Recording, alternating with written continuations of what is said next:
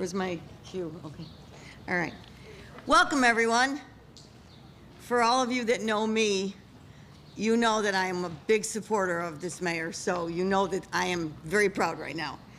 So I'm going to welcome you to Evergreen Academy Middle School. My name is Marion Stroke, and I am a lifelong proud resident of the South Side of Chicago, the principal of this CPS school in the 12th Ward in McKinley Park, in Network 8, and we're neighborhood level 1 school as well. Our motto here is where excellence is the expectation.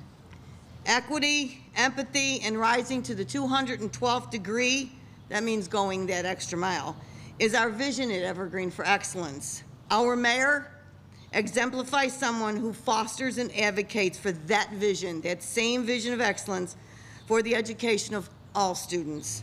Today, I'm given the extreme privilege and great honor of introducing the mayor of the city of Chicago, Lori Lightfoot.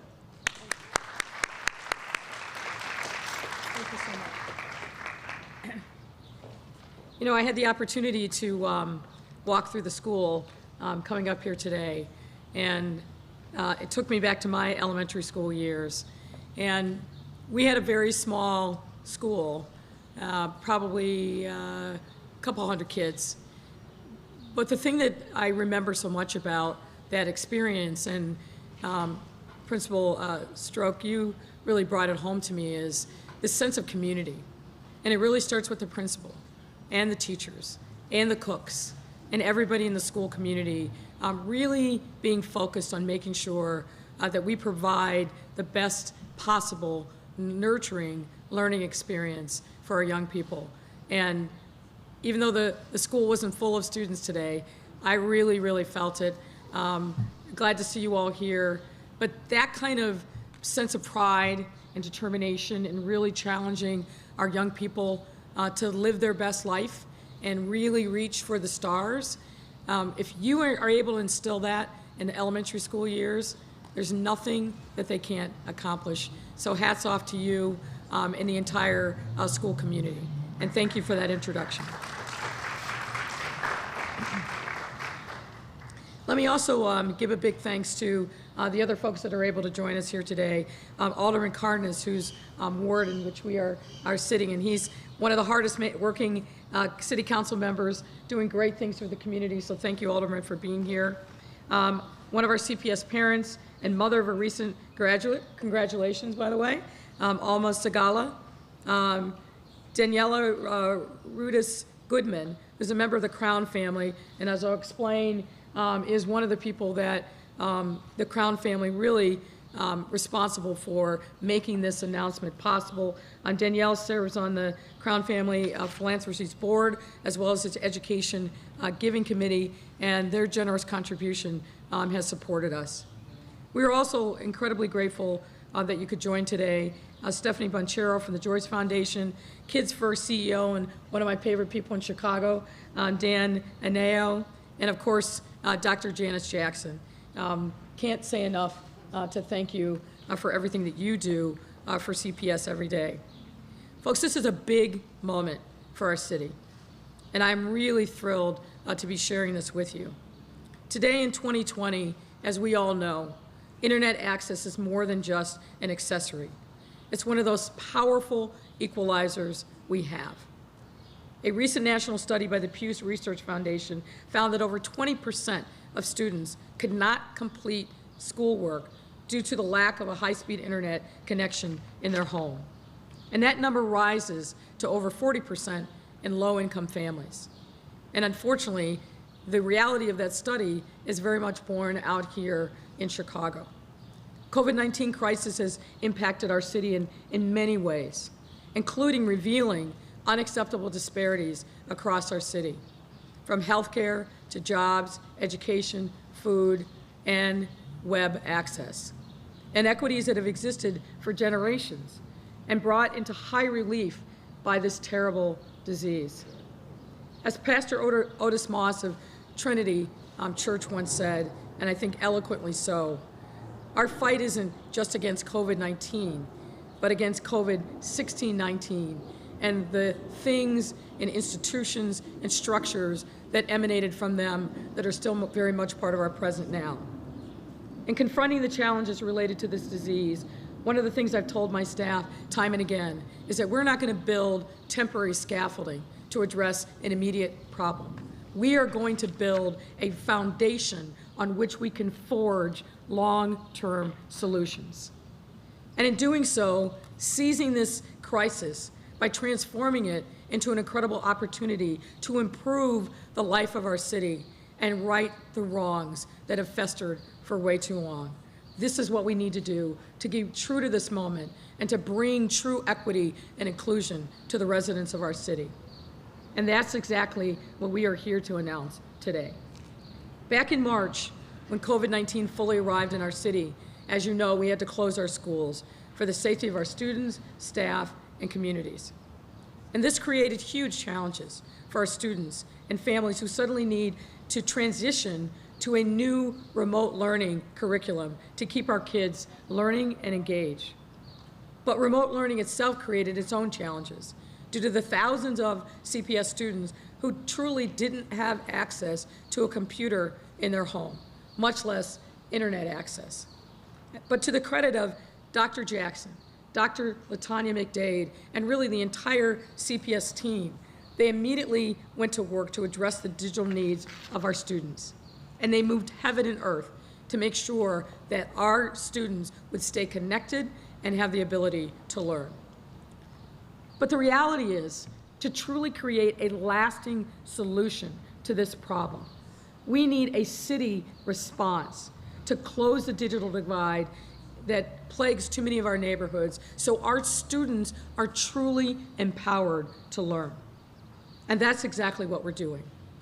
Today, I'm very proud to announce the new groundbreaking $50 million Chicago Connected program, which will provide free, let me say that again, free high-speed internet service to the homes of approximately 100,000 CPS students. This is one of the largest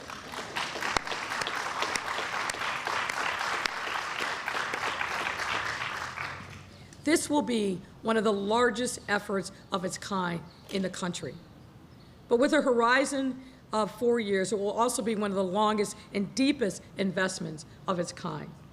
Chicago Connected directly pays for internet service to CPS families most in need, bringing the internet directly into their homes so they can access all the benefits that it provides. The families eligible were determined by a range of criteria, including students eligible for free lunch, having special needs, experiencing homelessness, and students living in communities with the highest levels of hardship. We're also starting Chicago Connected now by prioritizing those eligible students who are enrolled in summer school. I can't say this enough. In the year 2020, this effort makes the difference between having an education and not. And really more than that, it's about empowering families. It's saying to them that you matter, that we care about you.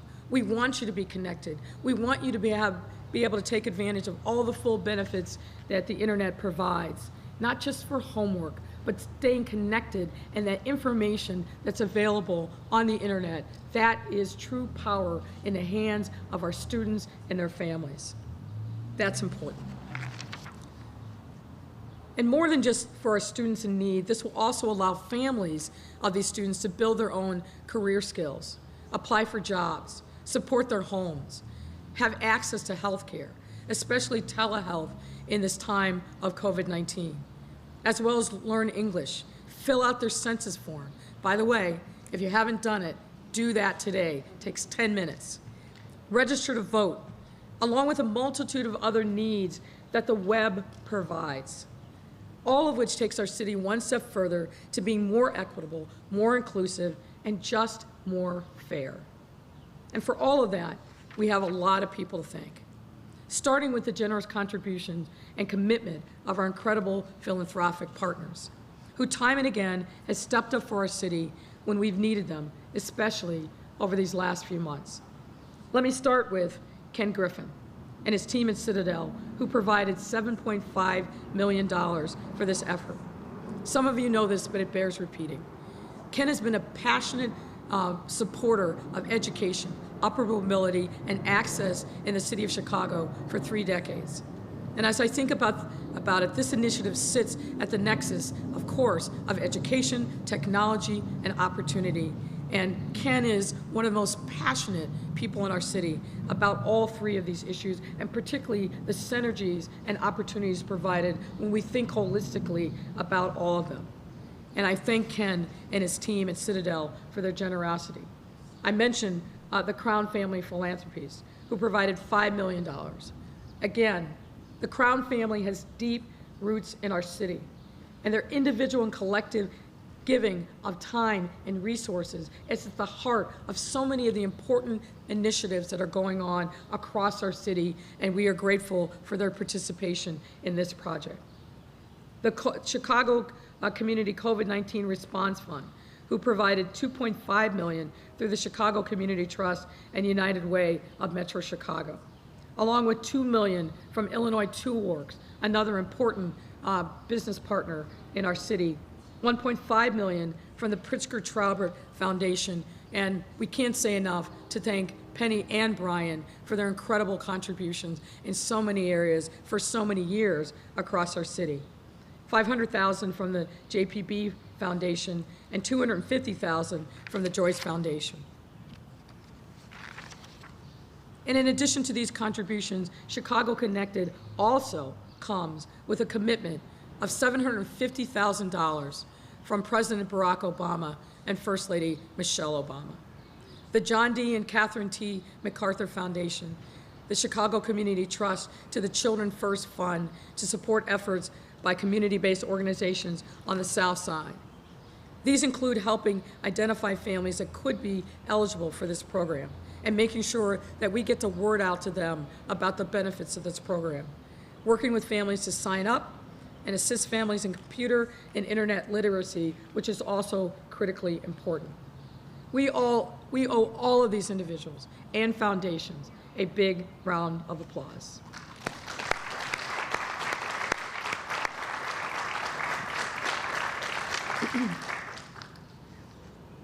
What all of these contributors have done is show the power and promise of our city and how we are not just a city of big shoulders, but the city of big hearts, working together towards our shared destiny and future together. And I want to make a couple of final points. First, while we remain fully committed to making every possible effort to get students back in the classroom this fall, we also need to be realistic. We don't have a crystal ball. We can't predict what the public health metrics will tell us. But I can tell you this, we will be prepared for whatever the fates have in store for us. That's why Chicago Connected is especially critical now, because we need to be prepared in the event that any aspect of remote learning is necessary in the fall and beyond. Second, while Chicago Connected may start with our students, our hope is to extend this effort truly across our entire city. You can immediately see the benefits. If you are a small business and you don't have a web presence, you are limiting your possibilities for success. If you are somebody who just wants to look for a job, yes, of course, now our libraries are open, but having the access to that kind of power in your home, on your own device, that really is going to be the difference maker between getting a good job and not. So the possibilities are endless. We have to do everything that we can to close the digital divide, and I am grateful and happy that we are starting with our CPS students. We as a city simply cannot afford to wait any longer to provide our residents the basics they need to be successful, to be part of a city and the opportunities that this amazing city provides to all. We still have a long way to go on our mission, but this is an important milestone in our journey. I'm thrilled to be part of this announcement, and now it's my pleasure to invite Dr. Jackson to the podium. Dr. Jackson. All right, thank you, Mayor. First, I want to start by acknowledging our wonderful principal, Mrs. Stroke, who spoke earlier today. Thank you for your leadership here at Evergreen, which sits in an amazing community and network of schools under the leadership of our network chief, Dr. Elizabeth Alvarez. So I want to thank all of you for your commitment in being here. I also want to extend my gratitude to Mayor Lightfoot, which we often do in settings like this, but I have to be honest and say that she really lit a fire underneath all of us to get this done, and it gives me great pleasure to be here today. Throughout our response to COVID-19 and standing up a remote learning program, access to high-speed broadband internet has been essential and one of the major sticking points. So I'm happy that we're able to solve this problem today through the Chicago Connected program. This program is a reality because funders, elected officials, as well as our phenomenal team at Chicago Public Schools in the city came together with partners like Kids First to make this a reality. I want to give a special shout out to our Chief Information Officer, Phil DeBartolo, who's here with us today. He did a lot of work. Took a lot of uncomfortable phone calls for me after I had uncomfortable phone calls with the mayor, but we got it done. But we all understand the importance of high-speed internet access today. We know how important it is in our day-to-day lives pre-COVID, and now with so many people utilizing the internet for work, for learning, and for the most basic needs, we understand how critically important this is today. Chicago Connected truly is a game changer. While we've celebrated programs like this throughout the country, this is the largest program being brought to scale here in Chicago, and all of us should be very proud of that. As Mayor Lightfoot said, it's our sincere desire to see as many students in school as possible in the fall, but we have to make sure that we're planning and that we have multiple scenarios in place to be able to address that, and ensuring that our students, all of our students, have access to high-speed internet will help us get closer to that goal. The reality is the digital divide is real. And for many of our limited income families, they don't have consistent and reliable access to technology. You heard the metrics about students being unable to complete assignments because many families were making do by using devices and tethered to their own handheld devices in order to access this. We distributed 125,000 laptops, and we distributed thousands of hotspots, prioritizing our students in temporary living situations, but we knew we needed to do more. This investment will ensure that if we need to return to remote learning at any point during the next school year, that hundreds and thousands of our students will have access. But I would even go a step further and say this is essential whether we're in a remote learning environment or not. We now know, as we should have known prior to this, that having a device and access to broadband is as essential as we thought having textbooks were in the 1980s. With the support from our partners, we're making this available to eligible families in the city. At a time when social distancing must be the norm, this investment will help us connect with our families, whether it's through telehealth or having access to up-to-date information. We are ensuring that every single family in every community has access and knows what's going on up to the minute. That wouldn't be possible without the partners who have all been mentioned here today, and on behalf of the district, I want to say thank you. And to highlight the importance of this partnership, I'm going to now ask one of our parents who's been instrumental in providing feedback in our remote learning program to come up and share some information and share her valuable perspective on this great initiative. Please welcome Ms. Alma Segala to the podium.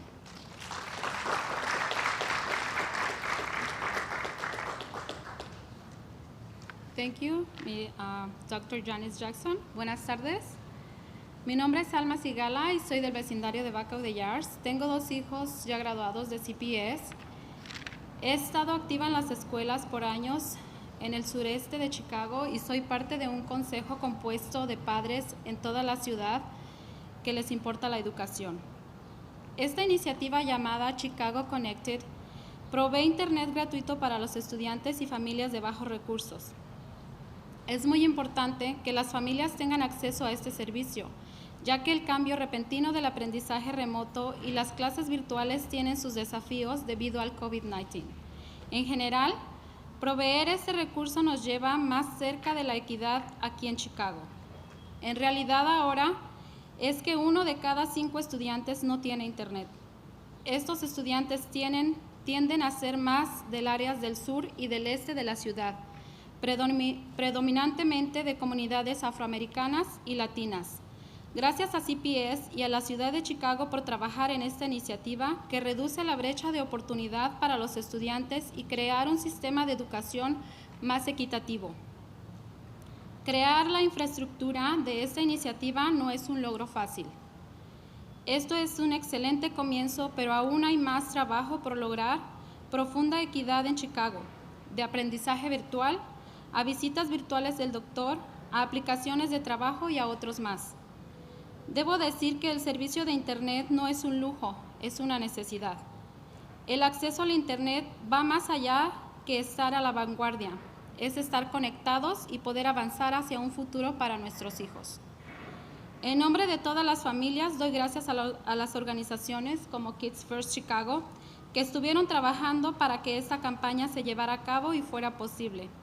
También doy gracias al grupo de padres que han trabajado en necesidad y han hecho que sus voces sean escuchadas. Gracias al Consejo de Padres de Kids First Chicago, a los proveedores, a los grupos filantrópicos, a la directora ejecutiva de CPS, Janice Jackson, y principalmente a la alcaldesa Lori Lightfoot. Good afternoon. My name is Salma Sigala, and I am from Back of the Yards neighborhood. I have 2 children that I have already graduated from CPS. I have been active in schools for years, now in the southwest part of Chicago. I'm a part of Parent Advisory Board parents all over the city that care for education. This initiative, called Chicago Connected, provides free internet for students and families with high needs. It is important that families have access to these services. In particular, give the sudden change to remote learning and virtual classes and the challenges it came with the COVID-19. In general, providing these resources brings us closer to having equity in Chicago.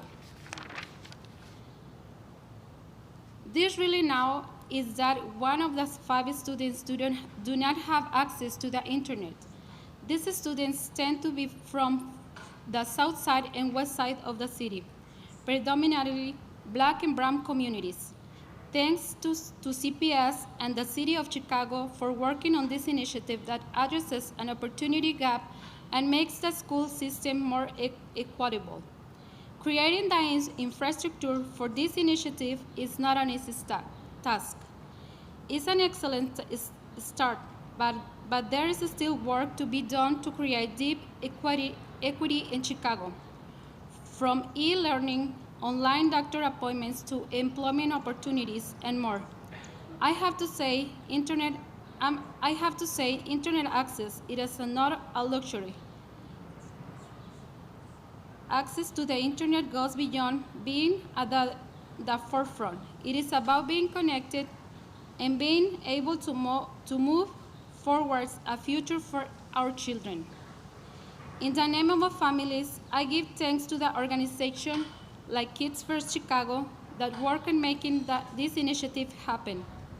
Also gives thanks to the group of parents that I have worked on this need and more their voices here. Thank you to the Kids First Chicago Parent Advisory. Thank you to the internet providers, CEO Janice Jackson, and greatly to our Mayor Lori Lightfoot. Now, I leave to you in good hands with the Chief Executive Officer of Kids First Chicago, Daniel Anello. Thank you.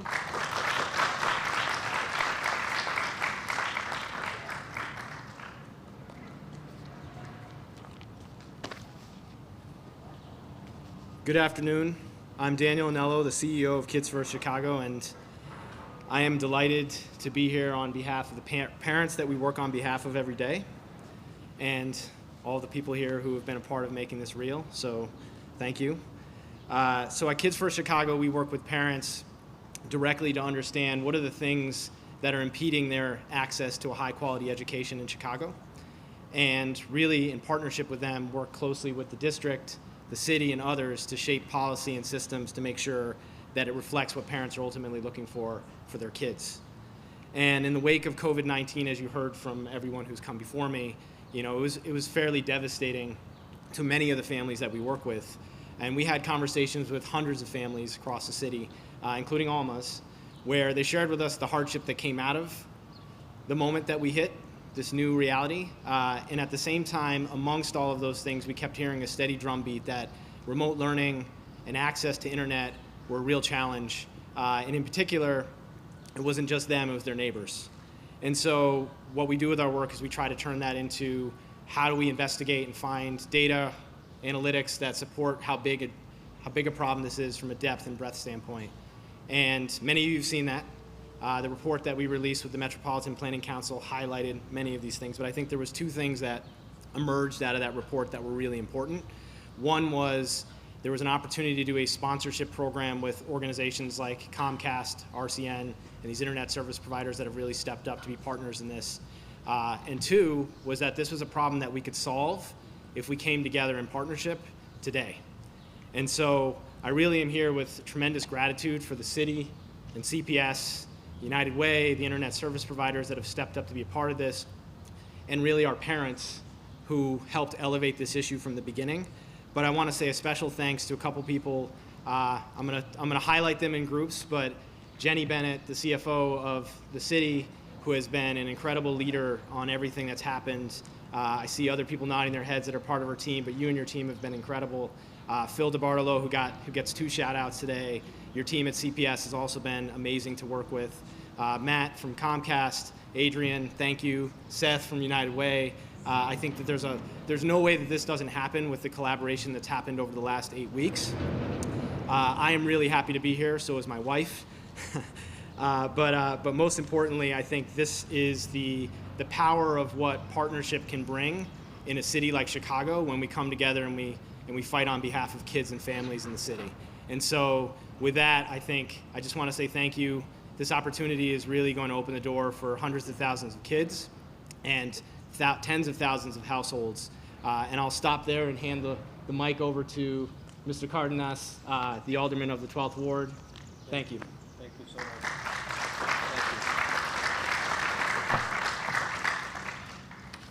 You know, they say that the good things are always last. I want to welcome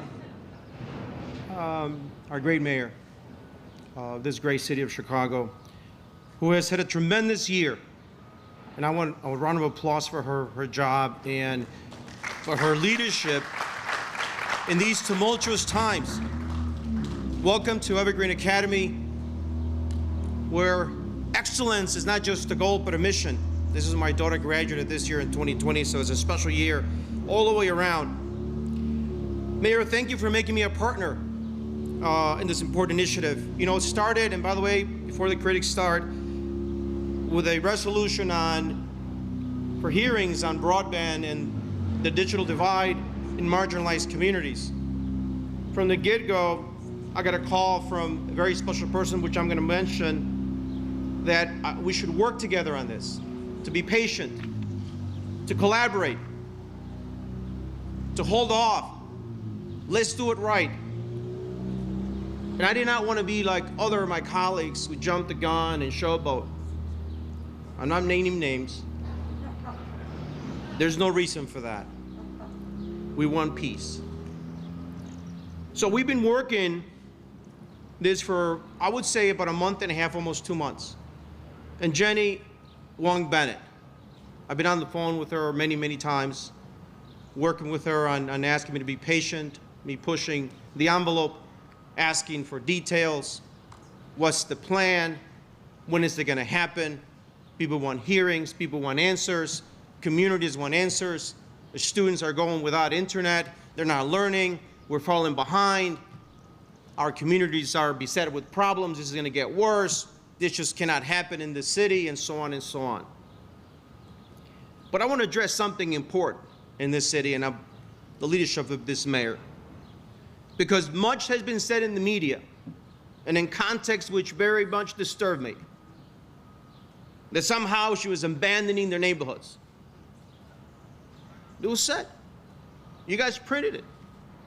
Because one individual somehow made it a point that was where he was going to put a stake in the ground to get some fame, to get some headlines. Not for a moment. Let me say again, not for a moment has this mayor abandoned marginalized communities, our neighborhoods. I'm here to tell you that.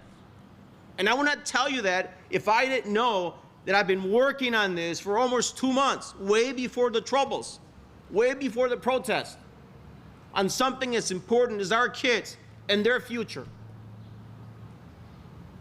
You gotta know that.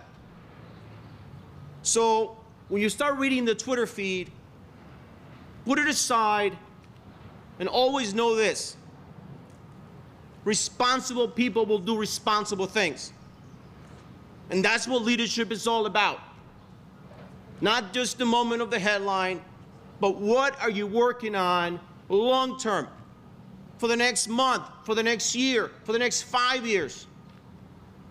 What's it gonna take to lift this city from the status quo? I don't try not to get headlines. Sometimes I get a little bit, uneasy and restless, but what am I working on? How am I as a community safe? This community was largely untouched by the chaos. We are middle of the city. We are what makes the city. We're vibrant and mixed. We have all kinds of people, different colors, different backgrounds. But we all stand together on one thing. We want a better future for our kids. This school is a testament of that. A school to watch for many, many years. So I applaud the mayor once again for plowing through and getting us here. $50 million. There's a lot of policy discussions that go on, but without money, nothing happens. So thank you, Jenny, again. You're the CFO. I know you're on the call. You're making the calls. You're getting those dollar amounts that are going to get us to that $50 million goal that you set for the mayor. So I applaud you for that. I applaud the leadership of Dr. J, as I call her. She does a lot of dunking in her own right. She does. Day in and day out. And sometimes she's not on the Twitter feed, but she's getting things done. It's hard. This city is tough. But she's from the city. She's even tougher. She came from these neighborhoods. You can't tell her what's happening. She knows. She knows what needs to happen. And I'll stop there. There's a saying that information is power, but without action, you have nothing. And I want to quote Nelson Mandela. Education is the most powerful weapon which you can use to change the world. We are here together to do just that. Change our city and change the world. We all agree it needs a little cleansing. We know that. This pandemic, the great pandemic of 2020, has laid bare, as you know, and if you've seen, and exacerbated many social and economic inequalities. They cry out for change. So this investment goes to the heart of that. Many problems are facing us. This investment is for the kids and the families that don't have internet connectivity, that don't have access to the information I just talked about. How can they get power if they don't know what's going on? Their world's being completely dark to them. This indeed will change many lives. From e-learning, telehealth, job training, job prospecting, and God, just being informed to what's going on in the world. Withholding information, Mayor, I'll close with this. It's an act of oppression. We know that. So, Mayor, you and I know that. No more of that. No more. I'll say a couple of things in Espanol. A mi gente latina, no se deje ir por la mala información. Los niños que están aquí viendo, los papás y mamás, que son parte de nuestro sistema educativo, saben lo que se está haciendo, saben la inversión que se tiene que hacer para poder llegarles a sus manos esta tecnología para que puedan ustedes también informarse y ayudar a sus niños a hacer sus tareas. En eso estamos trabajando. Crea en la información que le estamos dando, crea en el sistema que estamos progresando para ustedes, para un mejor futuro. No se deje dividir, no escuche a las personas que tratan de manipularla. Por favor, escuche el liderazgo que la va a llevar a un buen futuro. Gracias. Thank you.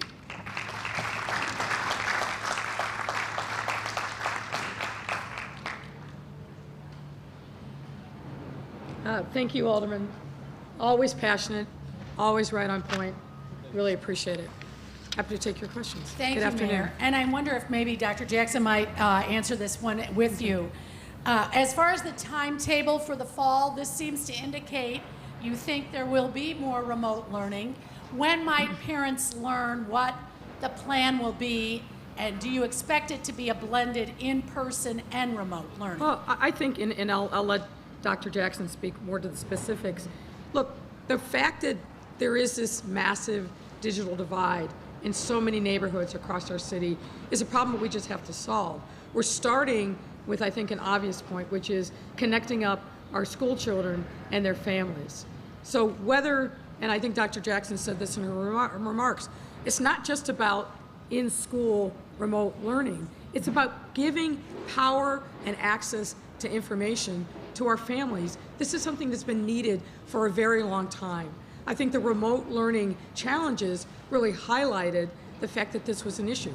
I can remember saying to folks 2 years ago as I was traveling across the city during my campaign, literally there are places you go and it's like you've gone into an underground bunker because there's no connectivity.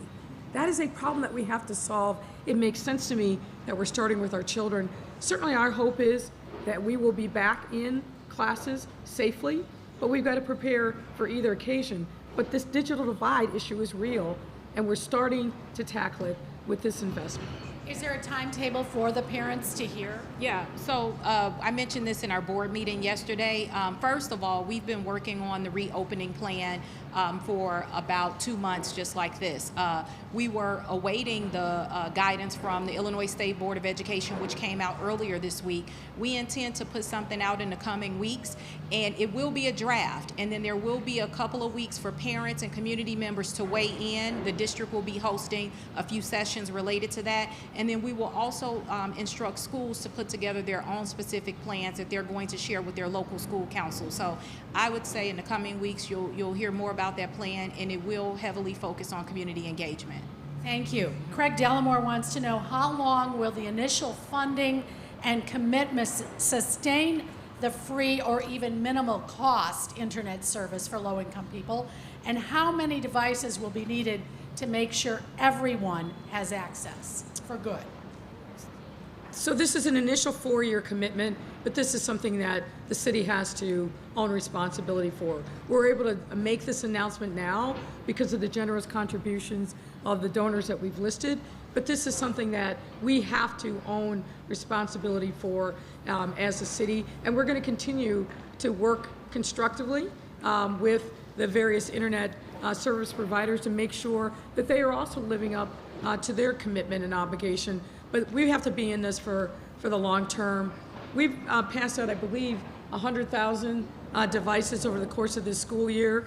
We'll continue to make sure that those that our students have access to those devices. It's common now in a lot of schools to have tablets or laptops or other things that are available. This is just how learning is happening in the modern age, and we've got to make sure that we are leading on all of these educational initiatives. Evelyn Holmes is asking, how does this new initiative address the thousands of CPS students who could not be contacted for remote learning? You said it was going to impact 100,000, so. A couple of things. we did have a group of students who were hard to contact, and we think that that was for a variety of reasons, as we've talked about before.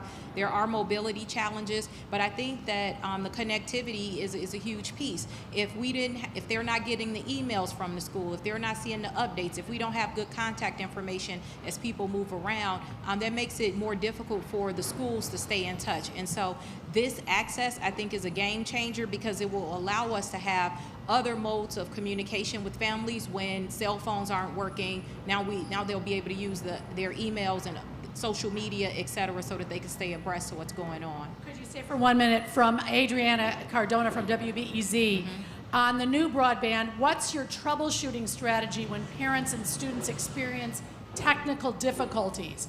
Even though Comcast offered free internet to low-income families, parents and school administrators say there were too many technical issues, and it was extremely hard to troubleshoot and access support. Yeah, so the troubleshooting, I believe, is going to happen through the internet service provider. So just like if any of us are having trouble at home, if you have Comcast or RCN, you would call the service provider. But what I'll say about just in general, all of us experience transitions and changes because more people were utilizing the internet.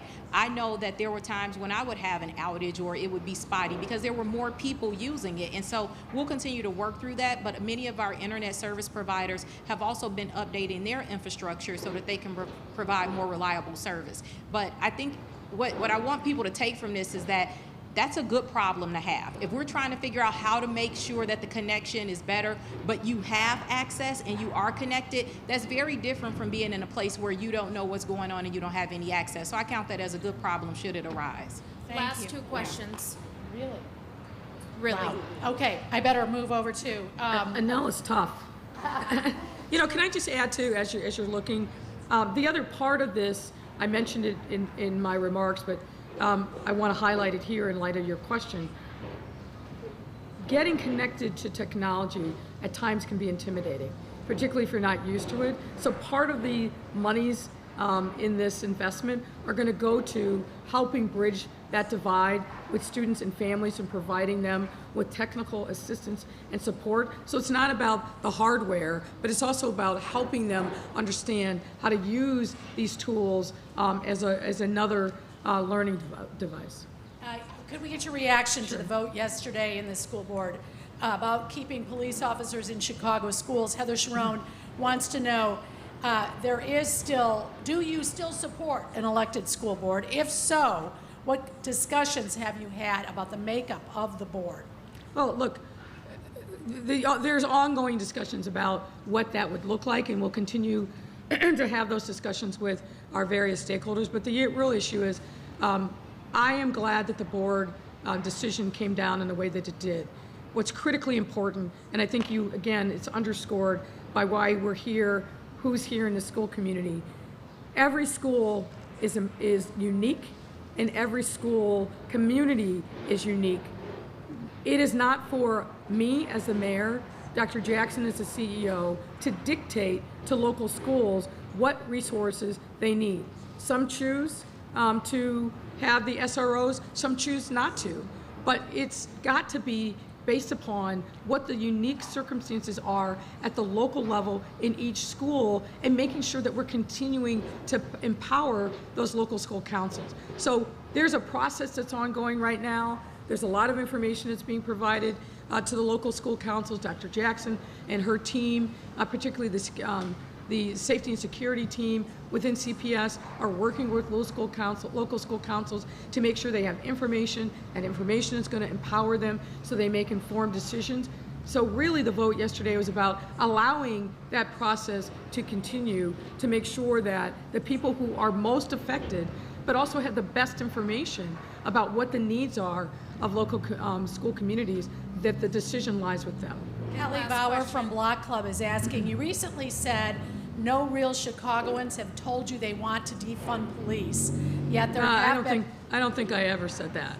It was a quote from an interview. Yeah, I don't think I ever said that. So she's wondering, because she says there are signs in windows in your home neighborhood that say to defund the police. How can you say you haven't heard from Chicagoans? Yeah, about... I have.